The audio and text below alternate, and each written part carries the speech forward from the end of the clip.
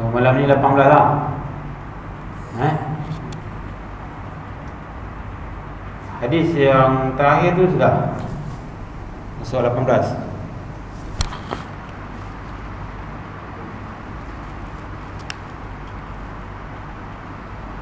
Imam Al-Bukhari dan Imam Muslim meriwayatkan daripada Muaz radhiyallahu anhu, beliau berkata,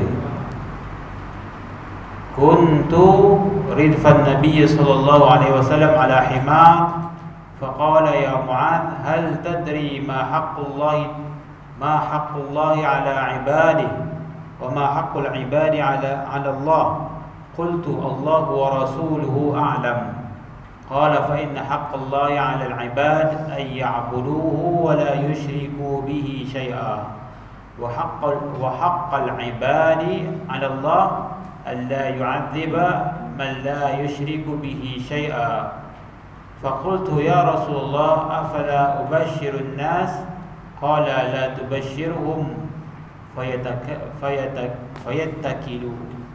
فيتكلوا. Qala Rasulullah SAW, kata Muaz radhiyallahu anhu, saya berada di belakang Nabi SAW di atas seekor keldai, himar.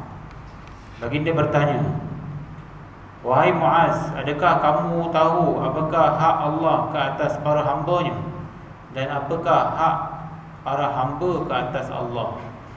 Saya menjawab, Allah dan Rasulnya lebih mengetahui. Baginda Nabi SAW bersabda, sesungguhnya hak Allah ke atas para hamba ialah mereka hendaklah menyembahnya dan tidak menyekutukannya dengan sesuatu. Sedangkan hak para hamba ke atas Allah ialah Dia tidak akan menyeksa sesiapa yang tidak menyekutukannya dengan sesuatu. Lalu saya berkata, wahai Rasulullah, bolehkah saya khabarkan berita gembira ini kepada manusia? Baginda menjawab, jangan kamu khabarkan hal ini kepada mereka, lalu mereka hanya bergantung harap kepada rahmat Allah dan tidak beramal. Kita masih lagi dalam bab rahmat Allah Subhanahu Wa Taala. Allah ni Maha Rahmat, ya. Dan kita dah baca hadis bahawasanya Allah Subhanahu Wa Taala itu mempunyai 100 rahmat. Satu rahmat diagihkan kepada manusia dan hamba-hamba daripada jin, malaikat semuanya, dan 99 rahmat lagi Allah Ta'ala tinggalkan untuk diberi kepada hamba-hambanya di akhirat pula. Jadi daripada hadis ini Nabi SAW bertanyalah, berteka-teki dengan Muaz.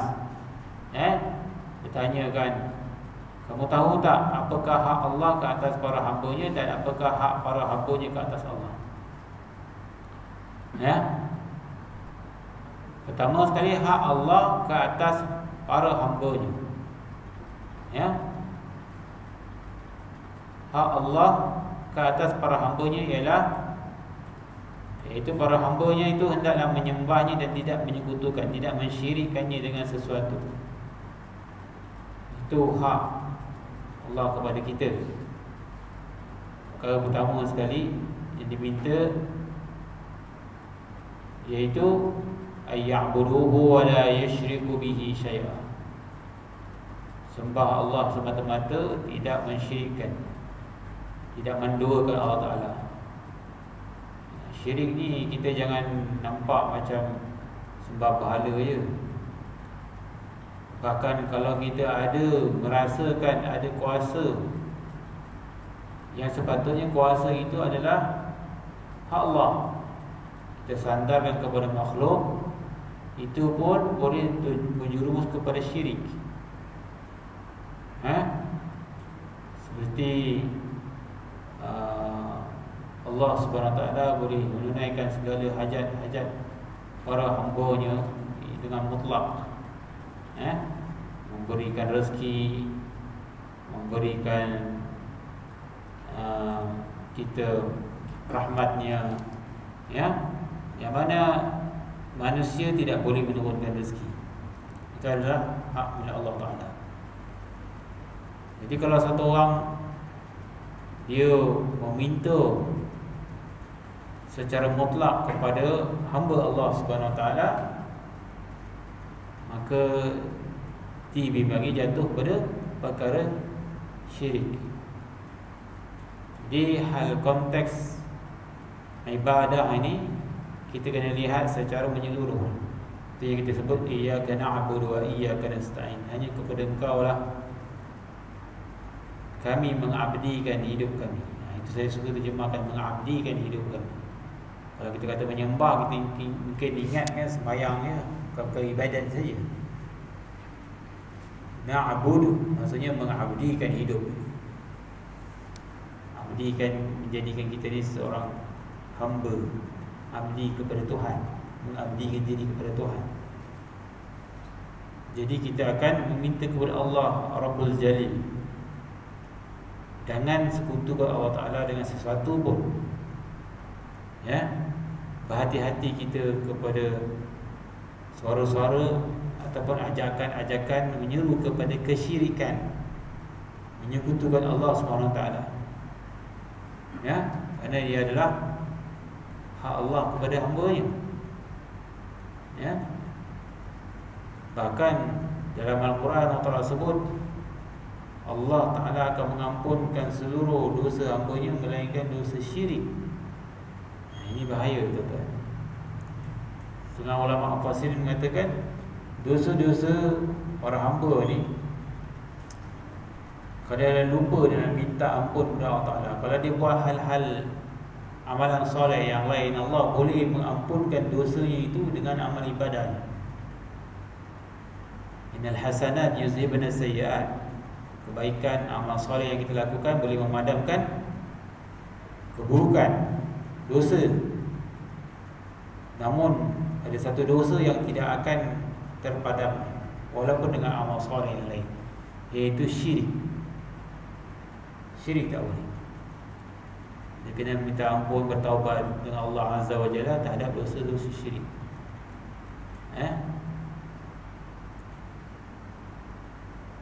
Wa haqqul ibadah 'ala Allah, dan hak hamba kepada Allah Ta'ala alla yu'adziba man la yushriku bihi syai'a.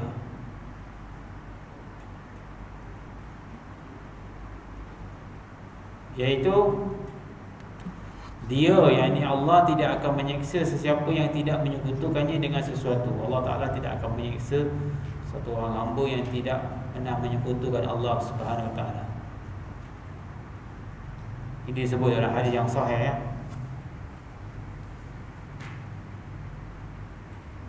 Dengan rahmat Allah. Jadi sahabat ni Muaz ni dia nak beritahu orang ramai, nak beritahu orang ramai. Nanti kata jangan, takut orang salah faham. Nanti orang ingat bermudah-mudah dengan amal. Jadi dia dah ucap kalimah syahadah, dia kata saya takkan syirik ke Allah. Kemudian dia bermudah-mudah untuk amal soleh. Kadang-kadang buat dosa, kadang buat pahala, tapi dia kata yang penting tak syirik Allah. Sebab bila tak syirik Allah, Allah tak ada azab. Jadi itu rahsia Allah Subhanahu Wa Taala. Tapi sebut hadis ini, satu orang yang tidak sekali-kali mensyirik ke Allah Ta'ala, Allah tidak akan mengazabnya. Wallahu a'lam. Bagaimana yaumul hisab, ada juga hari perhitungan. Lihat, ditimbang amalan kita, mana yang baik, mana yang buruk. Pandangan Ahlussunnah wal Jamaah mengatakan kalau amalan kita ini banyak keburukan daripada kebaikan, banyak dosa daripada pahala, mereka mengatakan bahawasanya akan diazab dengan kadar selisihnya dosa itu. Ada yang mengatakan boleh jadi Allah Ta'ala dengan haknya tidak mengazab seorang hamba-Nya bila dia memberikan syafaat, walaupun dosanya lebih berat. Wallahu a'lam. Hadis-hadis tentang rahmat Allah Ta'ala banyak menyebut Allah Ta'ala merahmati hamba-Nya selagi mana tidak mensyirikkan. Tapi kita jangan bermudah-mudah dengan memegang hadis ini berdasarkan larangan Nabi SAW kepada Muaz tadi, menyampaikan kepada orang lain, takut orang salah faham. Sebab ada juga hadis orang-orang yang Islam tapi dosanya banyak, jadi orang fasik juga akan diazab di akhirat kalaulah dosanya lebih banyak daripada pahalanya. Jadi kita kena berhati-hatilah. Habis di situ hadis tentang rahmat Allah Subhanahu wa taala, termasuk pada tajuk tawakal. Tawakal. Allah Subhanahu wa taala berfirman, allazina qala lahumun nasu innan nasa qad jama'u lakum fakhshawhum fazadahum imana wa qalu hasbunallahu wa ni'mal wakeel fanqalabu bi ni'matin minallahi wa fadlin lam yamsashum su' wattaba'u ridwanallah wallahu dhu fadlin 'azim. Sadaqallahul azim. Surah Ali Imran ayat 173 hingga 174, yang bermaksud orang-orang beriman ialah orang-orang yang manusia telah berkata kepada mereka, sesungguhnya orang ramai, yakni kafir musyrik, telah berkumpul untuk menyerang kalian. Oleh itu takutlah kepada mereka, maka berita itu menyebabkan iman mereka bertambah. Dan mereka berkata, cukuplah Allah bagi kami, dan dialah sebaik-baik wakil yang diserahkan segala urusan kepadanya. Lalu mereka kembali dengan beroleh nikmat dan kurniaan yang besar daripada Allah. Mereka tidak mendapat keburukan pun, yakni duka atau kematian, serta mereka memohon keredaan Allah, dan Allah memiliki kurniaan yang sangat besar.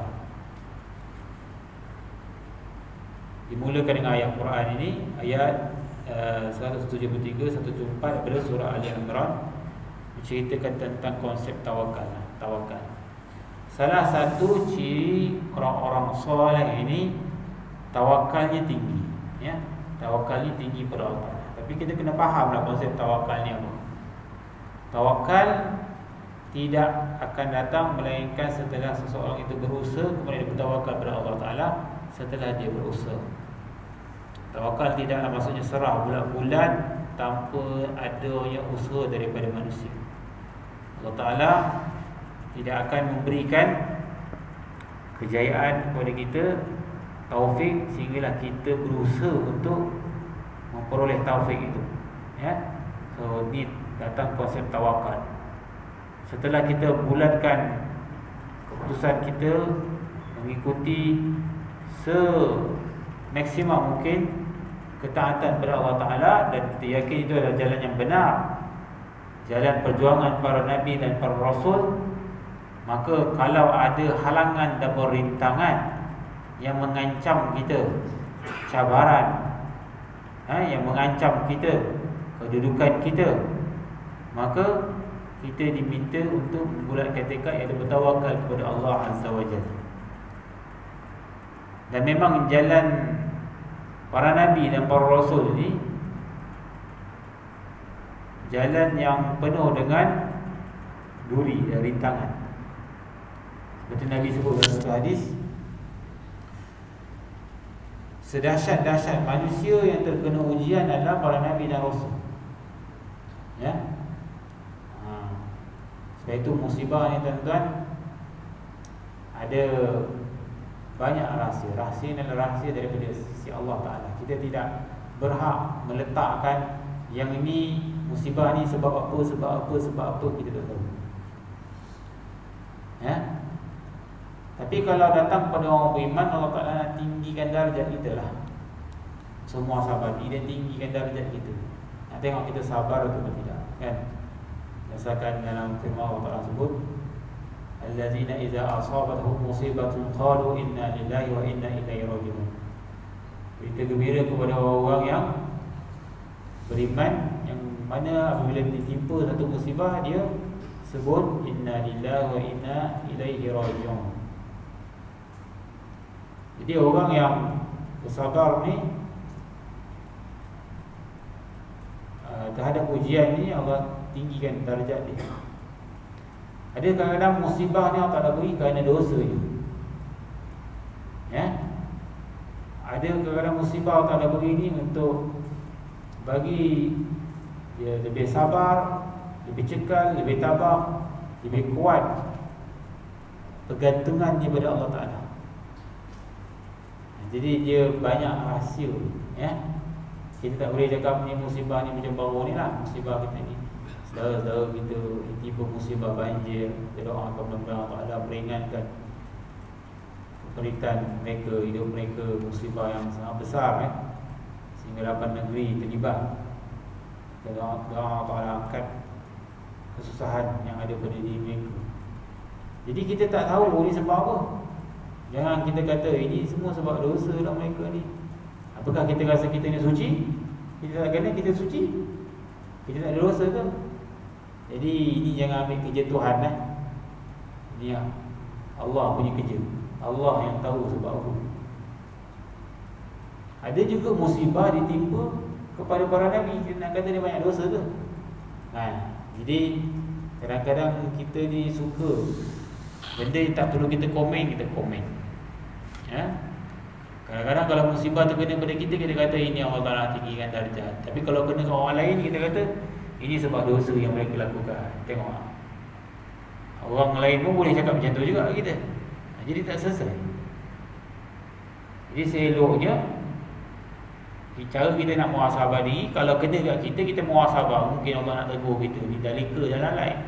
Kalau kena kat kita, kalau kena kat orang lain, kita kata Allah nak angkat darjat dia, Allah nak bersihkan dosa-dosa dia, nak bagi dia sebab jadi orang lebih kuat, lebih tabah. Itulah kita bersangka baik. Kalau bersangka baik ni, itulah yang dituntut, kan? Sebab itu para Nabi dan para Rasul ni banyak ujian mereka ni, musibah yang Allah beri pada mereka ni, yang menyebabkan mereka ni lebih cekal, lebih kuat.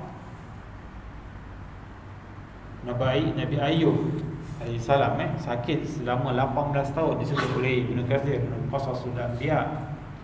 18 tahun sakit, lebih cekal, lebih sabar. Bahkan orang beriman ni, bila dia datang ujian, datang satu rintangan, dia bukan lagi gentar, dia lagi semangat. Ni bukti ayat dia. Orang-orang beriman ialah orang yang manusia telah berkata, ada orang kata kat dia, habislah orang ramai nak ambil tindakan daripada kamu semua. Habislah orang nak ambil tindakan daripada kamu, nak hukum kamu. Habislah, hendaklah kamu takut. Tapi orang beriman ni keadaan ni macam mana? Allah sebut keadaan orang beriman apa? Fazadahum imana. Lagi mereka ubud, lagi bertambah iman. Ini keadaan orang beriman. Lagi mereka ubud dengan ancaman manusia, ancaman makhluk, lagi bertambah iman mereka. Dan mereka mengatakan hasbunallahu wa ni'mal wakil. Cukuplah bagi kami Allah sebaik-baik penolong. Kita jangan tengok orang lain, tengok kita lah. Kalau ada orang ancam kita, kita boleh cakap macam ni. Kalau kita belum cakap macam ni, kita belum lagi beriman betul lagi. Kadang-kadang kita ada takut, ada gentar, kan. Tapi kalau orang beriman ni, dia bulat tekad dia, hati kering. Tengok orang mati syahid, orang nak mati syahid ni, walaupun tentera tu jauh lebih hebat, tapi hati dia kering. Maksudnya dia tak nampak lain dah, tak nampak sama. Dia takut murka Allah. Kalau ada orang ancam ni, dia kata iman mereka lebih bertambah, bukan lagi kecut. Kita tengok ayat ni, kan, dalam konteks kita sendirilah. Ada orang takut dengan kita, habislah kamu orang nak ambil tindakan, habislah kamu raja nak ambil tindakan kamu, habislah kamu orang musyrikin nak ambil tindakan kamu, habislah kamu akan dikena hukum bunuh. Kalau kita berada di jalan yang benar, sepatutnya kita dengar khabar, berita yang menakutkan itu boleh meningkatkan keimanan kita. Macam mana kita nak cakap, kita tak boleh nak ungkapkan perasaan ini. Perasaan ini Allah Ta'ala rakamkan keadaan orang-orang yang baik iman dia, Berarti kita tengok contoh-contoh para salafus soleh, para sahabat dahulu, para wali Allah, mereka tak gentar pun. Macam Imam Nawawi ni kan, Imam Nawawi. Kita cerita benda sekitar lah kan. Pada zaman dia tu, Raja Zahir suruh semua mufti, para alim ulama bagi fatwa supaya rakyat wajib membayar cukai untuk persiapan untuk memerangi tentera Mongol. Dia bukan tanya pada ulama, dia suruh ulama, dia arahkan ulama keluar fatwa, kau keluar fatwa. Dia bukan dia suruh ulama berbincang macam mana, tak, dia tak tanya pada ulama, dia pula arah ulama. Macam dia lagi alim lah kan, Raja Zahir ketika itulah. Kalau tak keluarkan, kena tindakan. Macam-macam lah, kena pecat jawatan, kena apa. Jadi orang yang sayangkan kedudukan ni, iman dia tak sempurna, dia takut ancaman makhluk ni, dia akan ikutlah. Tapi kata pembesar-pembesar istana, dia kata semua para mufti, para alim ulama telah keluarkan fatwa rakyat wajib membayar cukai pada persiapan memerangi tentera Mongol. Melainkan ada seorang alim yang sangat berpengaruh, yang orang ramai tengah tunggu dia punya keputusan. Dia tak keluarkan lagi keputusan dia. Raja kata, siapa dia tu berani tu? Itulah An-Nawawi. An-Nawawi. Sebab apa dia lambat? Dia kata dia nak tanya satu soalan kepada raja. Dia utus surat. Dia kata, aku mendapat tahu bahawasanya di istana terdapat ramai hamba-hamba lelaki dan perempuan yang memiliki satu uncang emas yang diberi oleh istana. Mereka hamba ni, bagi pandanganku, kata Imam Nawawi, tidak halal diwajibkan rakyat membayar cukai, melainkan diambil daripada harta-harta hamba ni. Kalau tak cukup, baru aku akan keluarkan fatwa bahawasanya rakyat wajib membayar cukai. Dia kata patutnya antara orang merdeka dengan hamba, ambil harta daripada hamba dulu. Ini tak kena tu ambil daripada orang merdeka, ambil daripada hamba dulu. Harta tu. Jadi mendengar syarat ini, raja jadi marah. Dia kata, Nawawi ni tak takut aku. Dia tak kenal siapa aku. Dia kata dengan pembesar istana, pecat daripada semua jawatan. Kata pembesar istana, macam mana nak pecat? Dia tak ada jawatan. Dia raja pun tak tahu. Tapi macam mana dia berpengaruh? Dia memang berpengaruh, tapi dia bukan mufti yang dilantik oleh negara. Tapi orang dulu kalau ada orang alim, semua panggil mufti, yang berpengaruh. Jadi raja pun tak tahu apa nak buat. Dia kata usir dia daripada negara, buang negeri. Nawawi kena buang negeri. Dia pun dah ada pun, dia pun tak ada minta maaf ke, tak ada apa. Masalah hukum syar'i, hukum Allah tu lebih tinggi daripada makhluk bagi dia. Ada orang nak ambil tindakan, silakan. Hasbunallah wa ni'mal wakil. Ini Imam Nawawi. Disebabkan ketegasan dia itu, nama dia mekar sampai akhir zaman. Ada ulama-ulama yang sama zaman dengan dia tu, yang mengikut arahan apa semua, takut nak keluarkan hukum umum. Sekarang orang dah tak ingat, dah terlupa. Tapi Allah Ta'ala menyuburkan ingatan buat orang-orang yang ikhlas berjuang kerana Allah Ta'ala. Sebab itu hati orang beriman ni jadi kering. Dia tak takut siapa-siapa, dia takut Allah. Dan banyak lagi orang alim ulama' je tu. Imam Malik sendiri pernah diseksa pada zaman dia, sehingga dikatakan bahu dia terkehel kan, kena seksa. Imam Ahmad, kita tengok ni imam-imam mazhab, kita tak tahu zaman dia, perjuangan dia penuh dengan dugaan.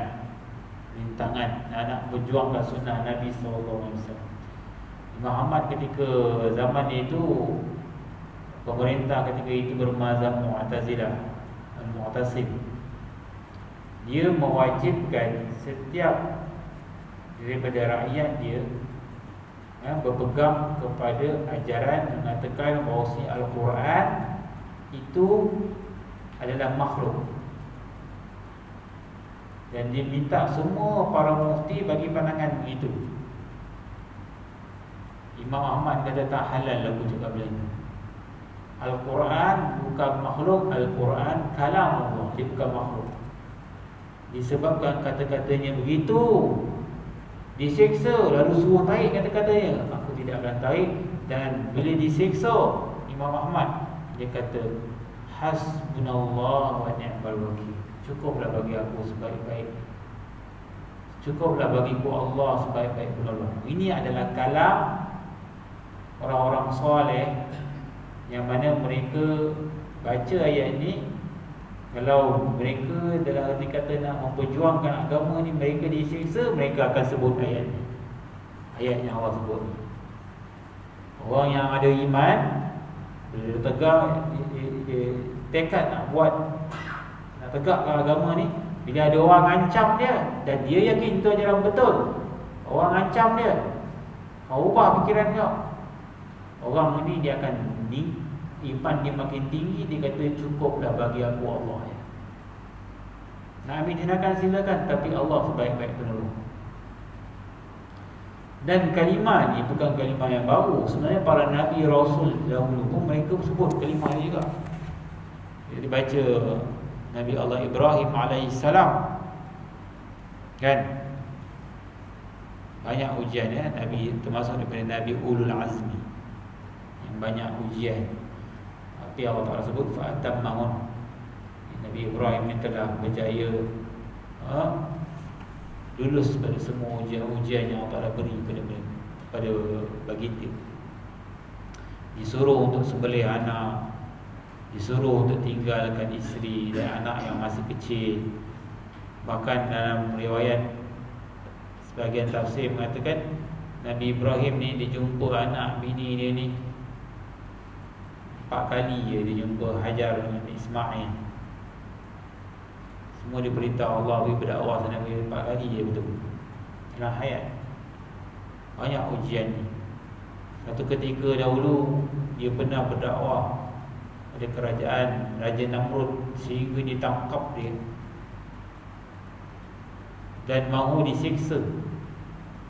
Disuruh tarik kata-kata dakwah itu, tapi Nabi Ibrahim tidak sekali pun berundur. Sebabkan ketegasannya itu, dia ditangkap dan mahu disiksa. Diarahkan untuk disiksa, dibakar unggun api sebesar bukit. Punya besar api itu sebesar bukit, sampai nak dekat, nak campak tu tak boleh, kena guna listik besar. Dia letak satu alat macam listik, dia letak Nabi Ibrahim untuk dilistik pergi ke gunung api. Apa ucapan Nabi Ibrahim? Hasbiyallah wa ni'mal wakil. Kalau kita kadang-kadang satu kecut perut lah, kan? Apa kita cakap? Kita mungkin akan tarik bila kata-kata lah, kalau kita lah iman tak kuat kan, iman tak kuat. Cakap senang lah kan, iman tak kuat. Dan Nabi tak akan menyalahkan benda tu. Sebab zaman Nabi pun ada sahabat yang ditangkap oleh Musailamah Al-Kadzab. Musailamah Al-Kadzab ni dia mengaku diri dia Nabi. Dia tangkap sahabat, 2 orang sahabat. Sahabat yang pertama dia tanya, siapa Muhammad? Muhammad tu Rasulullah. Aku siapa? Dia kata, engkau Musailamah lah. Dia nak suruh kata dia pun Rasulullah lah. Bila dia kata engkau Musailamah ni, dia pancung sahabat, kepala terpelanting. Sahabat satu lagi dah ketakutan. Dia tengok sahabat seorang lagi tak kena pancung, tak jual kan. Kita tengok kalau kawan kita kena pancung dalam mata tak cuak ke dia. Jadi dia tanya sahabat yang kedua tu, siapa Muhammad? Muhammad Rasulullah. Siapa aku? Engkau pun Rasulullah. Dia dah takut, tapi hati dia tak membenarkan lah. Dia tipu lah. Lepas tu khabar ni diberitahu kepada Nabi SAW. Nabi SAW kata, ada pun sahabat pertama ni syahid lah dia kan? Dia tak sanggup ucapkan kalimah kufur.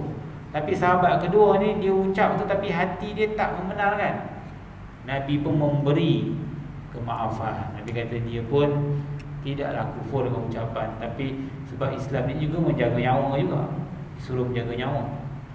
Selagi mana iman dia, hati dia tidak membenarkan kata-kata dia. Tapi kalau orang yang iman sempurna ni, disebutkan dalam Quran ni, iman yang baik, yang makam yang tinggi ni, dia punya perasaan tu tak boleh nak dibuat-buat lagi. Orang lagi ancam dia, sepatutnya kalau kita tengok mula-mula takut lah, tapi dia lagi membaru dia punya iman. Nak ungkap macam mana? Dia tak boleh nak ungkap. Kata itulah dia katakan konsep tawakal yang tinggi. Ini ayat Quran ni dia jadi mukadimah, dia tajuk tawakal ni. Ini maksud ni. Tengok ashabul ukhdud sama lah. Ini dibakar hidup dalam parit. Kita baca kisah ashabul ukhdud kan. Orang dahulu, orang soleh dahulu yang mereka sanggup berjuang, berkorban, dan mereka tak takut melainkan Allah Azza wa Jalla kerana tawakal mereka tinggi. Dan ini memerlukan latihan. Bila kita banyak melakukan amal soleh, Allah akan terbitkan rasa cinta dan rasa ingin berkorban terhadap agama ni. Dia tak boleh datang tiba-tiba, tapi dia memerlukan latihan. Lagi banyak melakukan amal soleh, lagi Allah Ta'ala akan semai perasaan tu, sayang dan berjuang terhadap agama. Tapi kalau kita ni dilekakan dengan dibuaikan kemewahan dunia dan selalu menjinakkan hati kita ni dengan kemewahan dunia, jadikan kita lebih sayangkan dunia, kita susah nak dapat benda ni. Tawakal susah nak dapat. Susah nak tawakal. Sebab tu kalau orang yang kurang tawakal dia rasa, dia takkan rasa tenang. Dia tak yakin. Tapi kalau orang yang beriman ni, dia dah buat, dia akan tenang saja. Muka dia tenang saja. Kalau orang ancam pun dia tenang, muka dia tenang, tak ada takut. Tapi kalau orang yang tak ada persediaan tu, dia tak boleh menghadapi dengan baik. Ini kata konsep tawakal, kesempurnaan tawakal. Allah juga berfirman, wa tawakkal 'alal hayyil ladzi la yamut. Dan bertawakallah wahai Muhammad kepada Tuhan yang Maha Hidup, kekal yang tidak mati. Allah sandarkan pada sifat dia Maha Hidup, kekal yang tidak mati. Kalau kamu gantung pada makhluk, tak ada satu makhluk yang kekal. Itu hidup kita jangan banyak bergantung. Kalau kita ni naik disebabkan orang guna kabel, tak semestinya orang tu duduk atas lama-lamanya. Esok dia turun, kita pun terlopok. Tak ada kemuliaan yang kekal. Sebab itu kita kalau nak kejar kemuliaan ni, kemuliaan di sisi Allah. Jangan bergantung dengan makhluk. Sebab kalau kita gantung makhluk, kita sombong. Esok orang tu dah jatuh, habis kita, orang lain pula naik. Lepas tu buat baik dengan orang. Tak kira dah mana apa sebab saja pun. Dalam masyarakat kita ni, kita nak kena buat baik dengan semua orang. Jangan kita sombong. Jangan kita sangat bergantung dengan makhluk. Bila orang bergantung dengan kita, kita ajar dia, kau bergantung dengan Allah, bukan bergantung dengan aku. Tawakal pada Allah. Ajar dia. Anak-anak kita pun ajar dia. Tawakal pada Allah. Berdoa pada Allah, tawakal tinggi. Supaya kita tahu, kita sedar kita hidup bertuhan. Walaupun sebenarnya susah lah kita nak terangkan benda ni, tapi kita kena akur lah. Al-Hayy allazi la yamut, Allah yang maha hidup, dia takkan mati. Orang lain semua mati. Cakap dengan anak-anak kita, kita ada Tuhan. Kalau ayah ni tak panjang hidup, biasanya anak-anaknya tu janganlah cakap macam tu, janganlah cakap macam tu. Biasa dia cakap macam tu kan. Memang kena cakap. Sebab apa? Contoh dah banyak berlaku. Jangan bila ayah dah tak ada, dah mula tak ada buat ibadat, tak ada apa. Sebab apa? Hidup ni bukan sebab ayah. Hidup Allah. Sebab Allah. Ada setengah orang ni anak dia takut dengan bapak dia. Kalau bapak dia ada, baru dia buat mengaji, baca Quran, sembahyang. Kalau bapak dia tak ada, tak ada. Kita jangan ajar anak kita gitu. Kita ajar anak kita ni takut kepada Allah. Takut kepada Allah. Apa-apa bergantung pada Allah. Esok kalau dia jauh belajar pergi mana pun, luar negara ke apa ke, dia teringat kata-kata kita, takutkan Allah. Jadi dia akan tawakal kepada Allah. Itu yang sebenar, kan? Allah Ta'ala ni dia boleh beri apa manfaat dan mudarat, dia boleh beri. Ada kali dia bagi kita nikmat, ada kali dia bagi kita musibah. Hari ni pun kita tengok musibah macam-macam. Kita negeri tak pernah banjir pun pernah banjir. Ada banjir. Tempat yang tak pernah turun salji pun turun salji. Tak pelik kan? Allah punya kerja. Tak ada benda yang kita sombong lah. Tak ada tempat yang tak ada benda musibah. Allah kalau nak beri musibah, Allah beri. Allah nak tengok tawakal kita macam mana. Kalau orang tawakal tinggi, lagi orang ancam dia kata aku ada Tuhan. Lagi tinggi keyakinan dia. Ini keadaan orang beriman.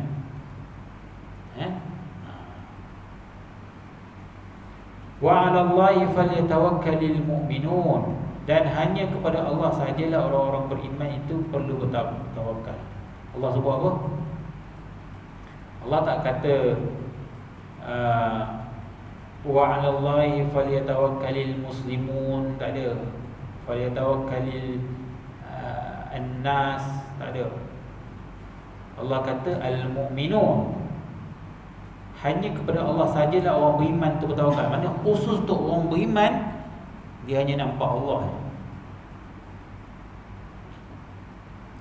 Atau orang beriman dia kental lah, dia kental, hati dia kental, tak mudah koyak. Zaman ni kata tak mudah koyak. Dia nampak apa saja semua Allah. Dapat nikmat Allah, dapat musibah, dia kata ni Allah beri. Allah beri, nak redha. Redha. Sebab Allah bagi nikmat kita lebih banyak. Dia sekali-sekala dia mau nak uji kita, nak tengok. Sekali-sekala yang aku bagi ujian dulu. Kau nak marah ke, kau nak bersyukur? Allah sedang memerhati kita. Jadi kalau orang beriman ni, dia akan tenang hati dia. Tawakal. Daripada buat, semua tawakal kepada Allah Ta'ala. Nabi kata, ajaban li amril mu'min, sangat menghairankan urusan orang mukmin ni. Setiap perkara yang terkena pada diri dia, semuanya baik. Kalau dia beri nikmat, dia bersyukur. Kalau dia tiba musibah, dia pun bersyukur juga. Itu pelik urusan orang mukmin ni. Kalau orang biasa, kalau kena musibah, ya Allah, kenapa lah menimpa aku musibah macam ni kan? Aku tak kuat, aku dapat ni, kenapa kau beri aku tak kuat? Ini tanda-tanda orang yang kurang iman cakap macam ni. Seolah kita rasa Allah tersilap bagi. Aku tak kuat, aku tak mampu tanggung ni, kau beri kenapa? Allah kata, la yukallifullahu nafsan illa usaha. Allah takkan beri satu bebanan pada manusia melainkan dia mampu. Kita tak beriman dengan ayat ni. Allah pilih. Tapi disebabkan kita tak ada bekalan ilmu, yang itu susah. Itu kadang-kadang ada orang yang sanggup nak nak bunuh diri. Tempat-tempat negara yang orang tak beriman ni, dia bunuh diri. Macam negara-negara yang kalau tak boleh terima hakikat dia telah menempuh kegagalan dalam hidup, maka dia akan bunuh diri. Macam di negara-negara Jepun sana. Walaupun maju tu majulah, tapi bagi dia kesempurnaan tu mesti dicapai. Bila tak sampai kesempurnaan, bunuh diri. Tapi orang beriman tak ada kamu dalam hidup dia, bunuh diri. Dapat nikmat dari Allah. Kalau ditimpa musibah hujan tak berjaya, Allah sedang memerhatikan. Semuanya baik. Ada konsep tawakal. Dan biasanya orang bertawakal ni Allah akan tolong mereka. Allah akan tolong mereka. Allah akan beri pertolongan pada orang yang bertawakal, yang serah hati dia bulat-bulat pada Allah. Kalau orang yang tak serah hati dia bulat-bulat pada Allah, dia ragu, Allah tak tolong. Ana 'inda zanni abdi bi. Aku menurut sangkaan hamba-Ku kepadaku. Hadis kursi sebut. Fa iza azamta fatawakkal 'ala Allah. Maka apabila kamu telah membulatkan tekad untuk melakukan sesuatu, maka bertawakallah kepada Allah. Tapi bulat tekad tu kena yakin benda tu jalan yang benar. Jangan ragu. Jadi yakin ini jalan benar, ini jalan yang diperintahkan oleh Rasulullah SAW. Tapi ada orang halang. Tawakal kepada Allah. Selagi batang tubuh ni ada, kita yakin ini benda yang benar, tak ada benda yang salah, tak ada dalil yang mengatakan ini benda yang haram, dan bahkan Allah Ta'ala suruh, Nabi suruh, ada orang halang. Tawakal kepada Allah. Engkaulah sebaik-baik penolong, ya Allah. Tak ada tangan. Jangan takut makhluk. Itu tak ada tangan. Orang nak ambil tindakan kita, nak pecat ke, nak apa ke, ambil tindakan kat kita ke, nak fitnah kita ke, benda tu akan meningkatkan iman kita kalau kita betul-betul bertawakal kepada Allah Ta'ala. Tapi kalau orang yang hati dia was-was, dia akan malam tak boleh tidur, malam ini tak kuat. Dia kena banyak bangun malam berdoa, ya Allah, kuatkan hati aku, tetapkan hatiku, ya muqallibal qulub sabbil qalbi ala dinika wa ala ta'atik. Nabi ajar doa, wahai Tuhan yang membolak-balik hati manusia, tetapkan hatiku atas jalan agama. Isyak.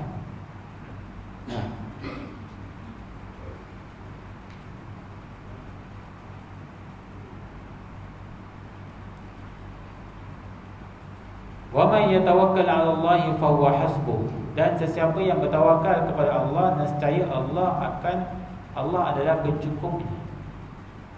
Allah janji, siapa yang bertawakal kepada dia, Allah akan mencukupkan bagi dia. Allah tidak akan mengabaikan hamba-Nya yang membulatkan, serah semua pada dia. Allah ni, kalau kita serah urusan kita ni pada Allah, lagi Allah semua.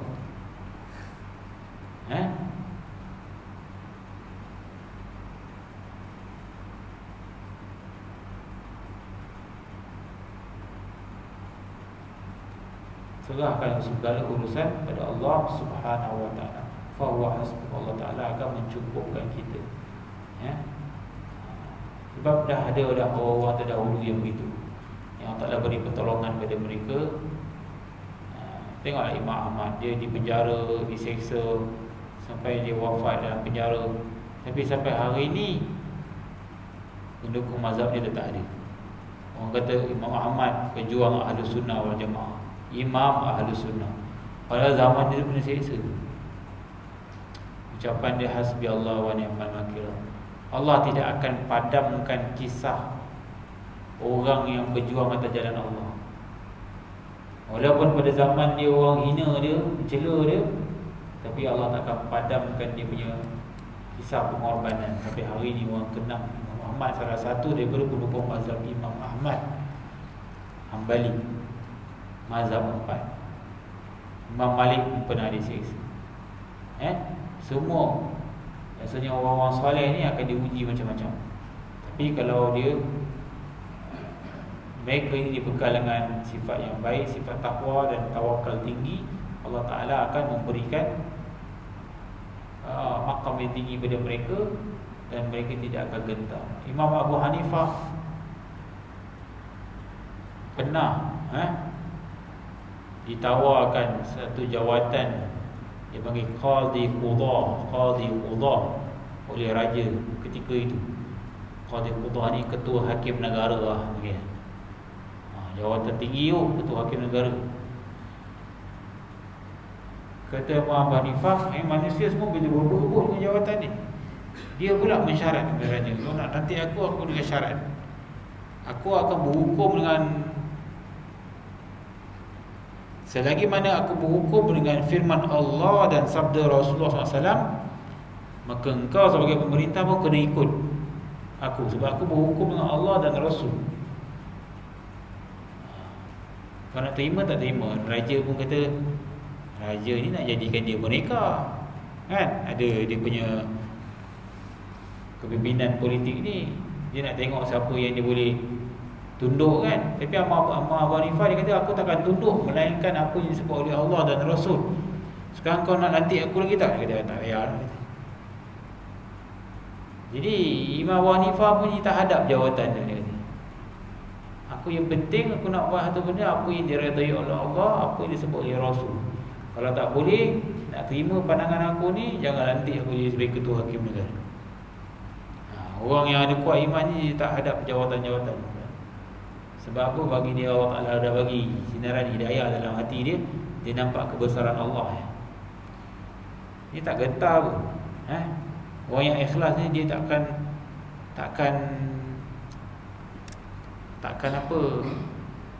boleh dibeli lah. Kata tak boleh dibeli.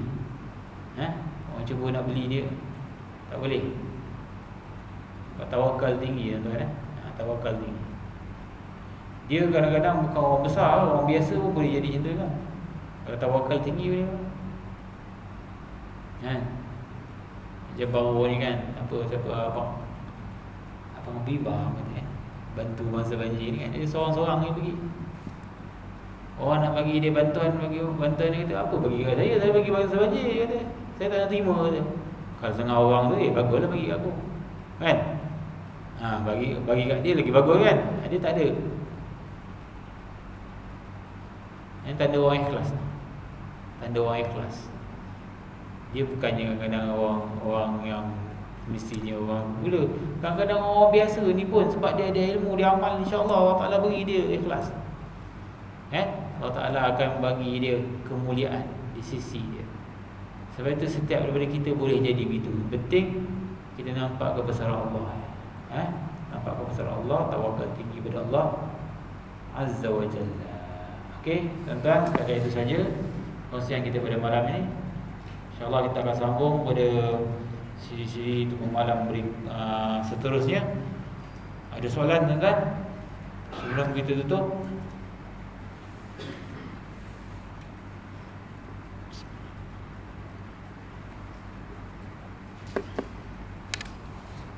Tak ada, insyaAllah kita sambung. A'udzubillahi minasyaitonirrajim. Bismillahirrahmanirrahim.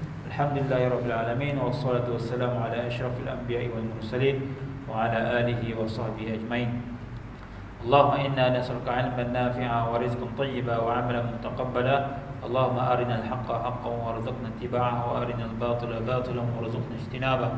Rabbana atina fid dunya hasanah wa fil akhirati hasanah wa qina 'adzaban nar. Sallallahu ala Muhammad wa ala alihi wa sahbihi wasallam. Alhamdulillahi rabbil alamin.